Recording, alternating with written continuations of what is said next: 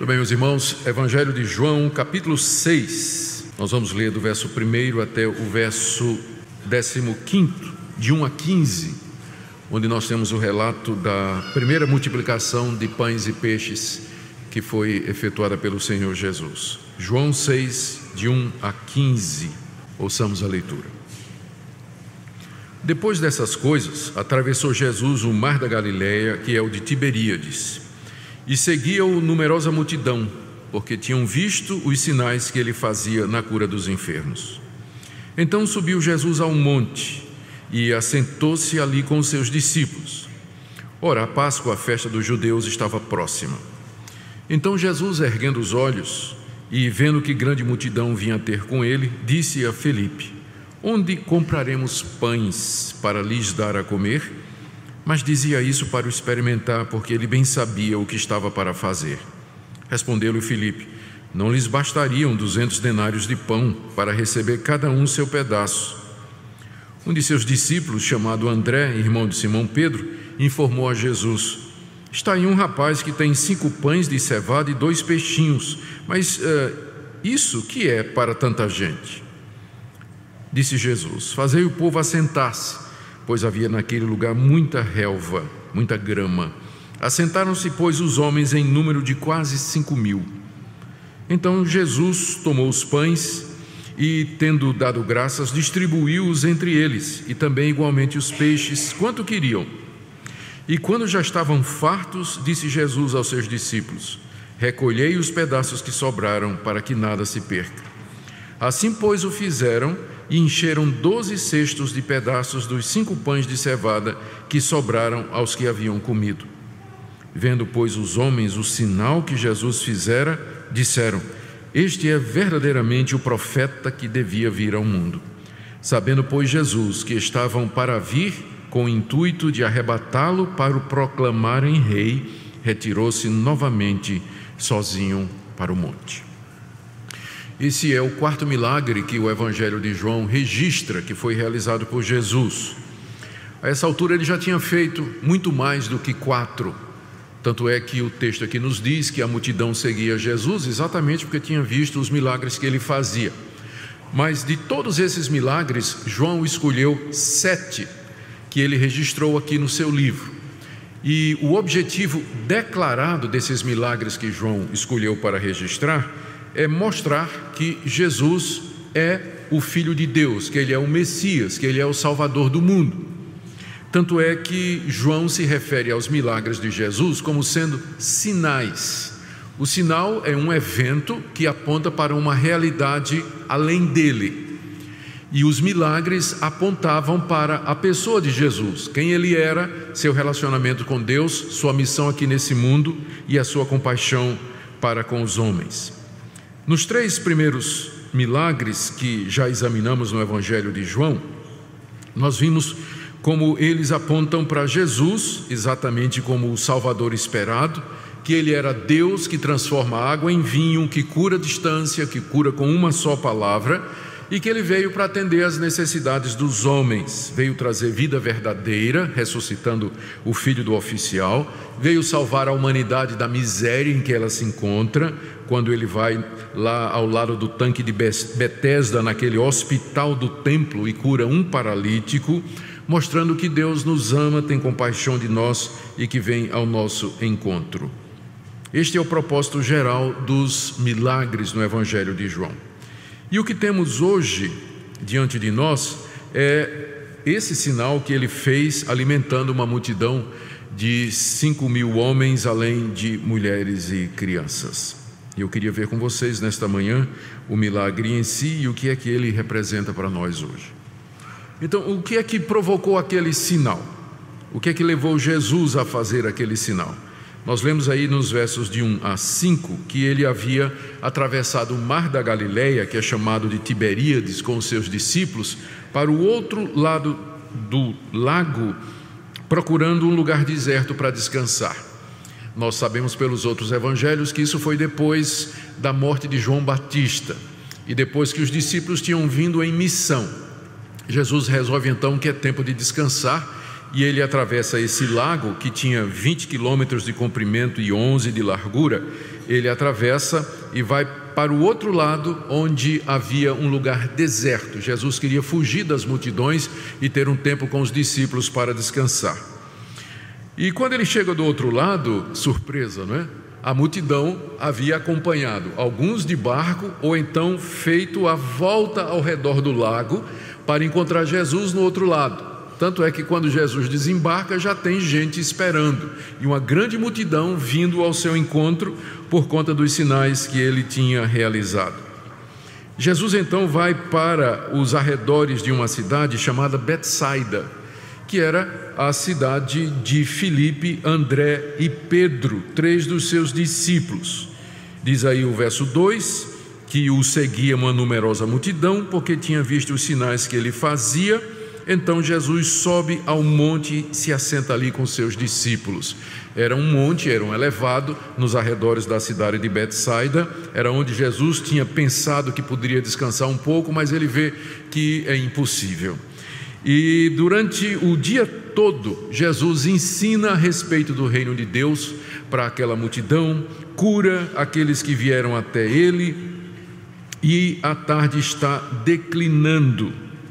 A tarde está declinando. Diz aí o verso 3, diz aí o verso 4, que a Páscoa, a festa dos judeus, estava próxima. Isso talvez explique uma multidão de 5.000 pessoas ali, porque Betsaida era na rota dos peregrinos. Quem morava ao norte de Israel e descia para Jerusalém, passava por aquela região.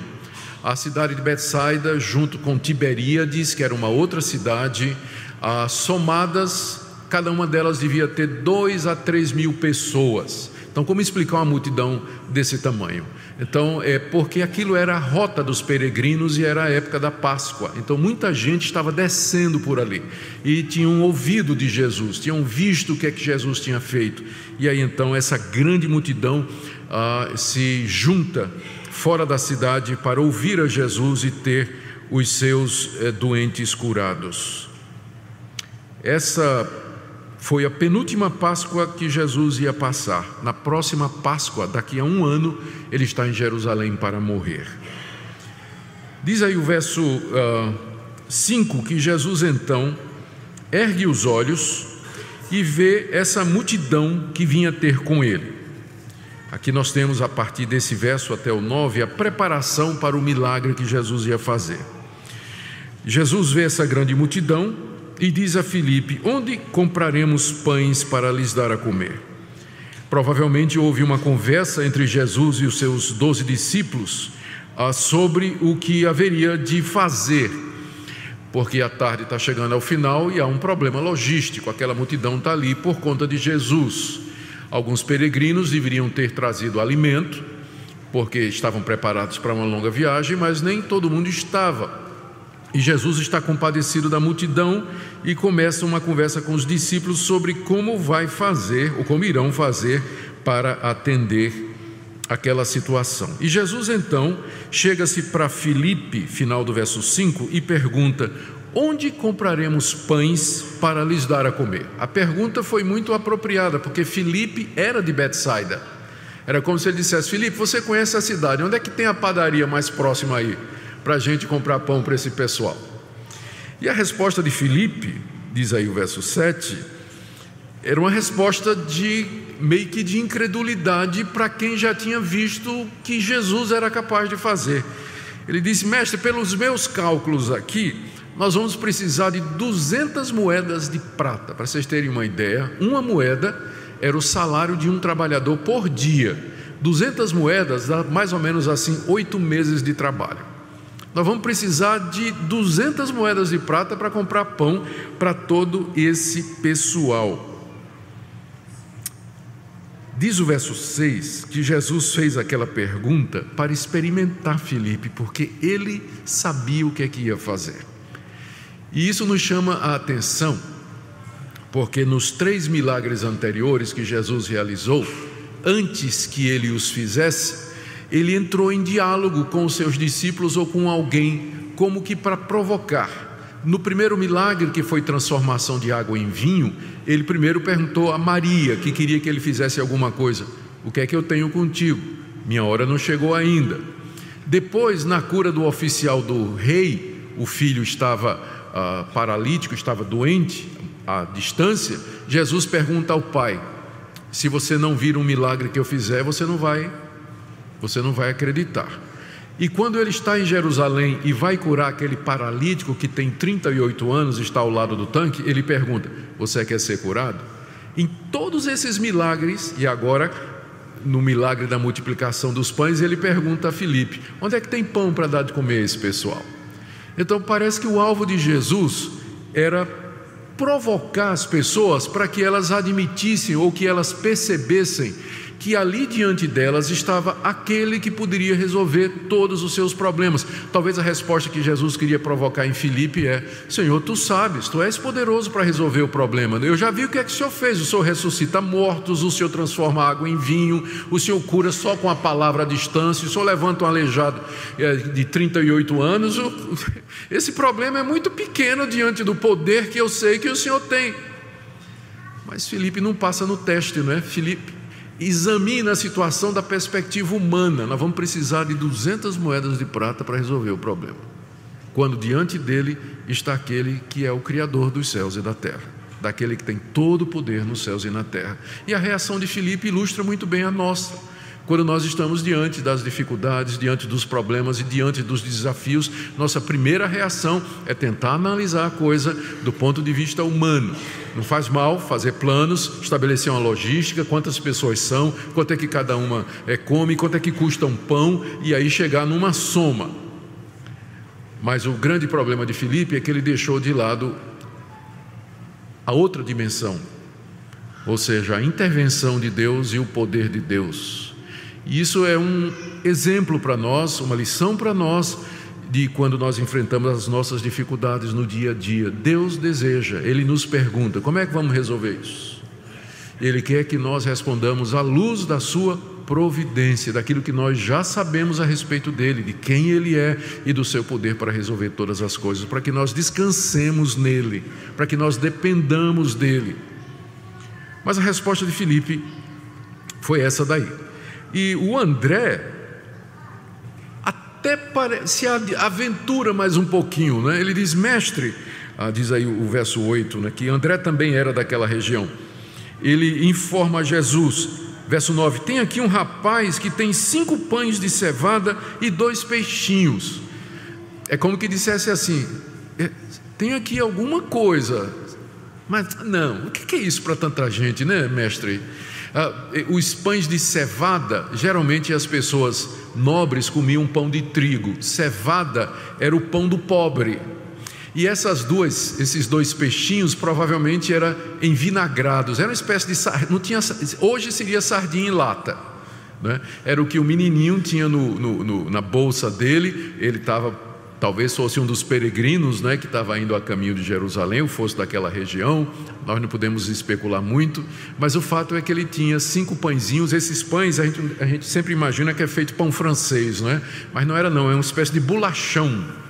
E durante a refeição, um homem poderia comer 6, 7, 8 daqueles bolachões com muita facilidade. Era pão de cevada, que era o pão do pobre, não é? Com 2 peixinhos no vinagre, que era o que André descobriu ali com o menininho que estava ao redor, não é? Mas aí ele pergunta: mas o que é isso diante de tanta gente? O que é isso diante de tanta gente? E aí então Jesus está pronto para agora fazer o milagre. E o relato começa aí do verso 10.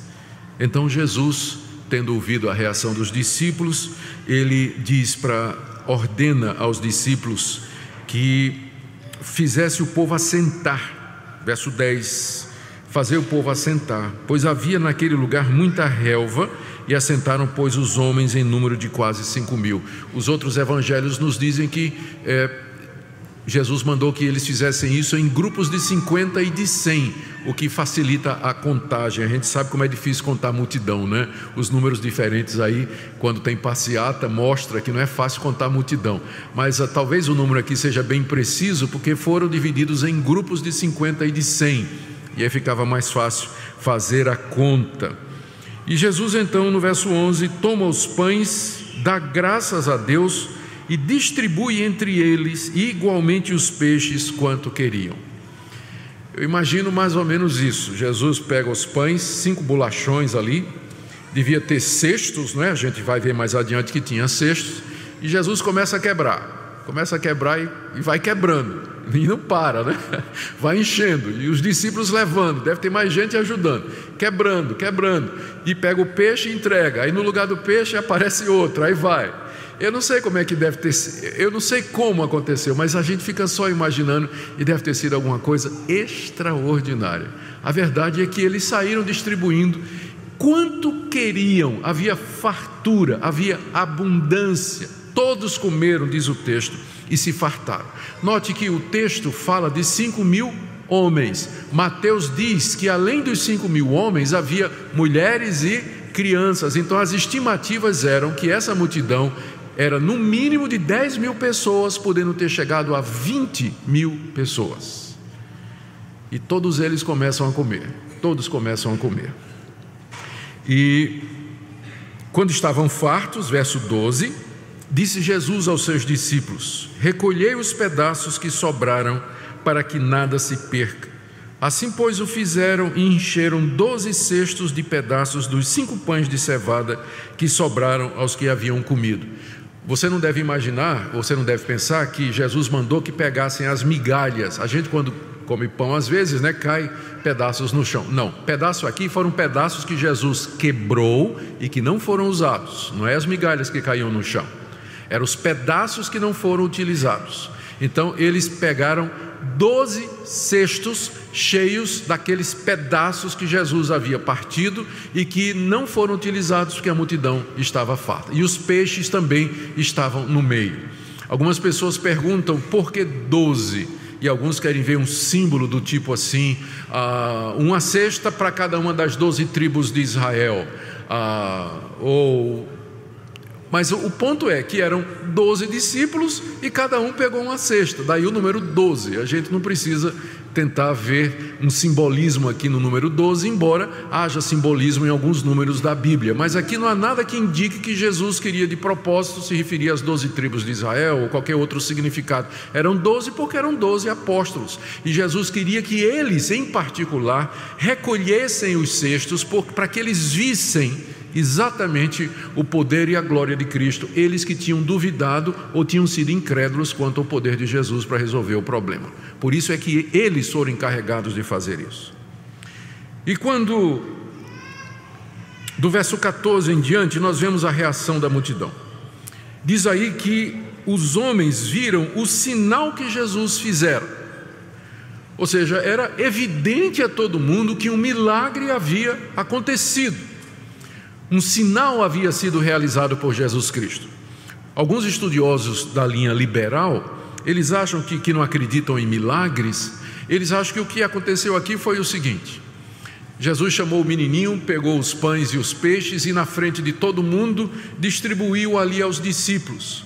Aí quando a multidão viu o exemplo do menininho que estava compartilhando o pão e o peixinho, todo mundo meteu a mão no bisaco, na bolsa, no bornal, tirou sua própria comida e saiu repartindo com os outros.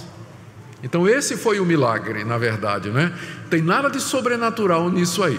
A pergunta é, se foi isso que aconteceu, por que a multidão queria fazer de Jesus rei e disse: eis o profeta que haveria de vir ao mundo?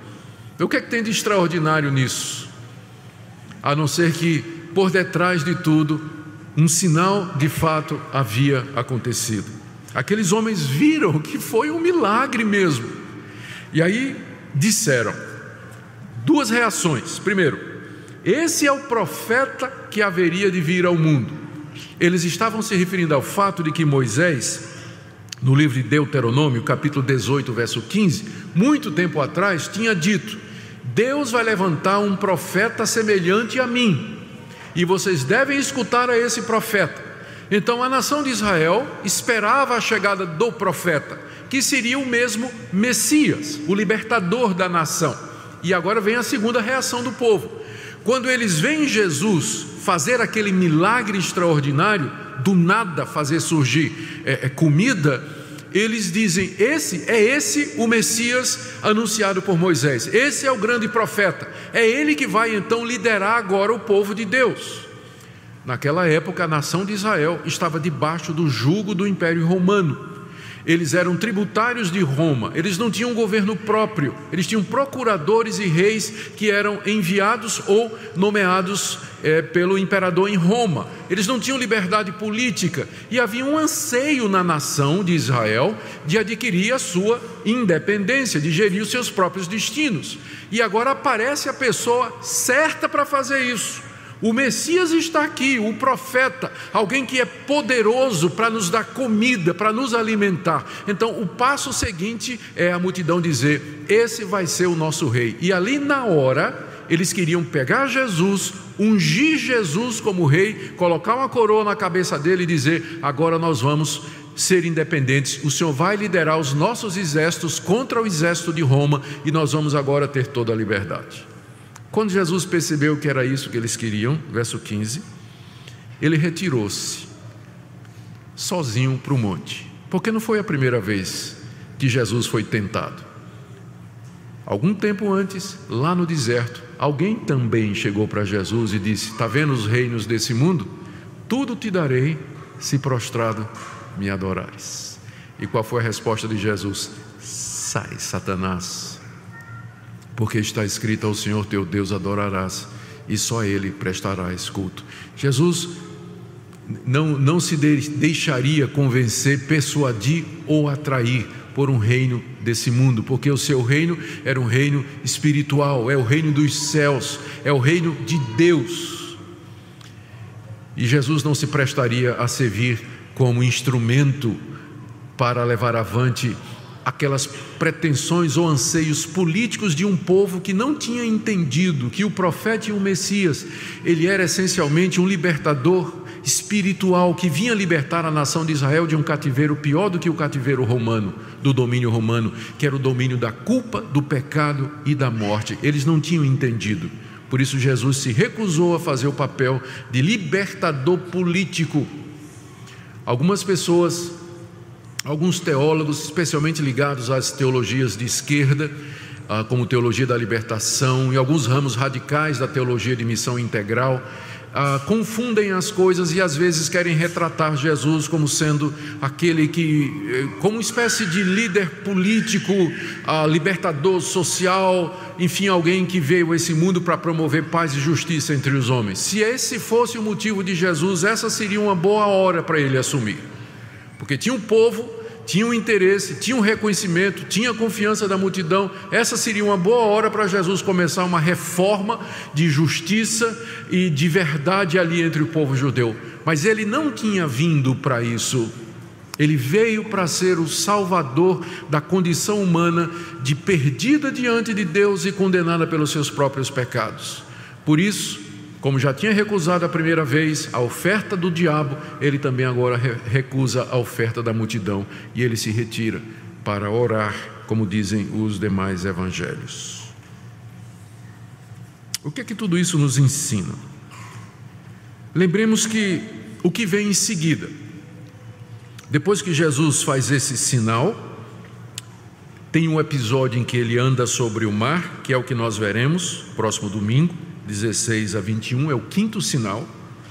E no verso 22, Jesus começa a falar às multidões de que ele é o pão da vida. Não dá para não perceber a relação com o milagre da multiplicação. Vejam, por exemplo, no capítulo 6, o diálogo que começou entre Jesus e a multidão, no verso 30. Capítulo 6, verso 30. Então disseram eles: que sinal fazes para que vejamos e creiamos em ti? Quais são os teus feitos? Já tinham esquecido a multiplicação dos pães. Nossos pais comeram maná no deserto, como está escrito: deu-lhes a comer pão do céu. Ou então eles lembravam, mas disseram assim: esse milagrezinho que você fez aí de multiplicar pães, os nossos pais já experimentaram isso. Moisés fez cair pão do céu 40 anos para o nosso povo. Então o que tem de mais o Senhor ter multiplicado esses pães aí?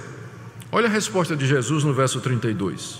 Replicou-lhe Jesus: em verdade vos digo, não foi Moisés quem vos deu o pão do céu. O verdadeiro pão do céu é meu Pai quem vos dá, porque o pão de Deus é o que desce do céu e dá vida ao mundo. Então lhe disseram: Senhor, dá-nos sempre desse pão. Declarou-lhes, pois, Jesus: eu sou o pão da vida. O que vem a mim jamais terá fome, e o que crê em mim jamais terá sede. O alvo de Jesus com aquele milagre de multiplicação de pães foi mostrar para aquela multidão, mostrar para os judeus que ele era o pão da vida, que ele era o verdadeiro pão que desceu do céu, superior ao maná que caiu no deserto 40 anos, superior àquele pão que Jesus tinha multiplicado.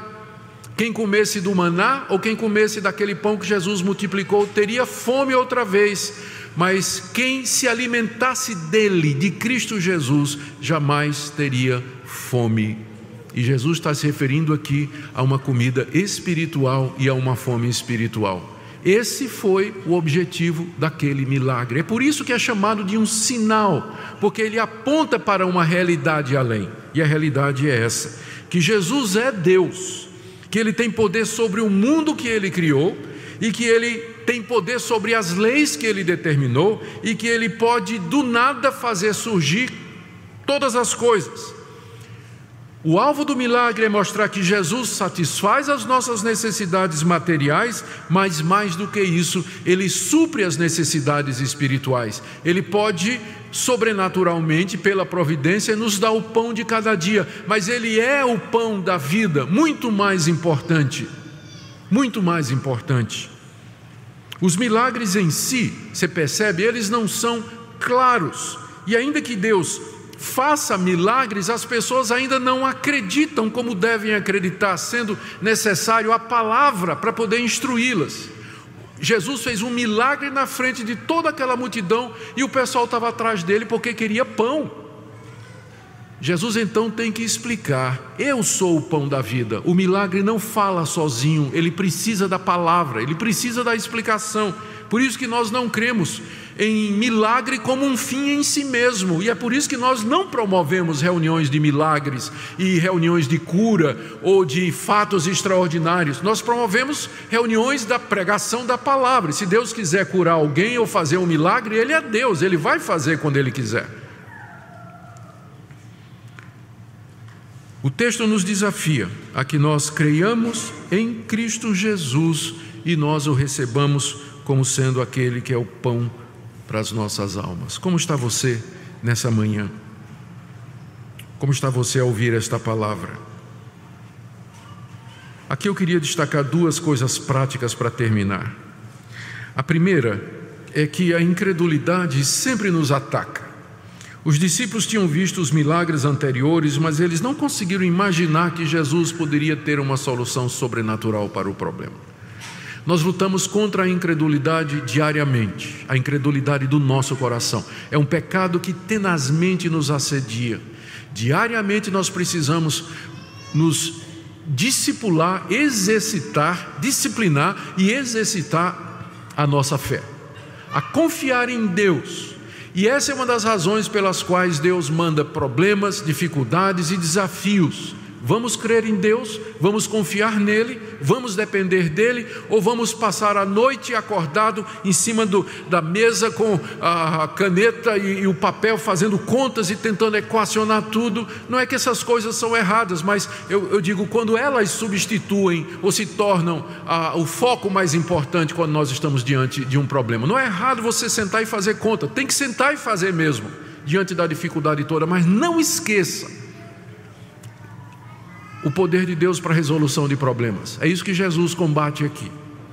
E a segunda coisa que eu queria dizer como termos práticos, eu já tinha lido esse texto, esse milagre tantas vezes, mas me preparando para hoje, o verso 6. Verso 5, Jesus pergunta a Filipe: onde compraremos pães para lhes dar a comer? Aí o verso 6 diz: mas dizia isso para experimentar, porque ele bem sabia o que estava para fazer. Deus já sabe o que ele vai fazer. Deus já determinou o que ele vai fazer. A providência de Deus já decretou tudo o que existe, mas mesmo assim ele chega para nós e pergunta: Como resolver isso? Qual é a decisão que nós temos de tomar? Qual vai ser a sua escolha? De uma forma que a gente não consegue compreender, Deus realiza todo o seu propósito, Ele faz toda a sua vontade e nos envolve no processo. E nós participamos desse processo. E nós sentimos que participamos livremente, que as nossas orações contam, que as nossas decisões são importantes. Mas no final, Jesus já sabia o que é que ia ser. Ele já sabia o que é que ia acontecer. Essa combinação da soberania de Deus e a responsabilidade humana é um mistério que consola o nosso coração. Por um lado, Deus está no controle. Por outro, a minha oração, a minha decisão, a minha escolha são importantes. Eu não sou um mero peão no xadrez determinista da história, mas as minhas reações e as minhas escolhas, elas fazem parte do plano de Deus para aquilo que Ele já determinou que acontecesse. A minha oração é que nessa manhã Deus conforte o seu coração e que você creia que Jesus é o pão da vida e que Ele supre as suas necessidades. Isso é importante na época que nós estamos vivendo, mas mais do que isso, necessidades materiais, mais do que isso, Ele supre a maior necessidade de todas que nós temos, que é de vida eterna. Eu sou o pão da vida, disse o nosso Senhor. Oremos. Senhor, és Tu quem nos dás o pão do céu, e o Senhor já mandou Teu Filho Jesus Cristo para ser o pão da vida. E agora, quando vamos celebrar a ceia do Senhor e vamos tomar o pão em memória dEle, renova a nossa fé, a nossa esperança e a nossa confiança.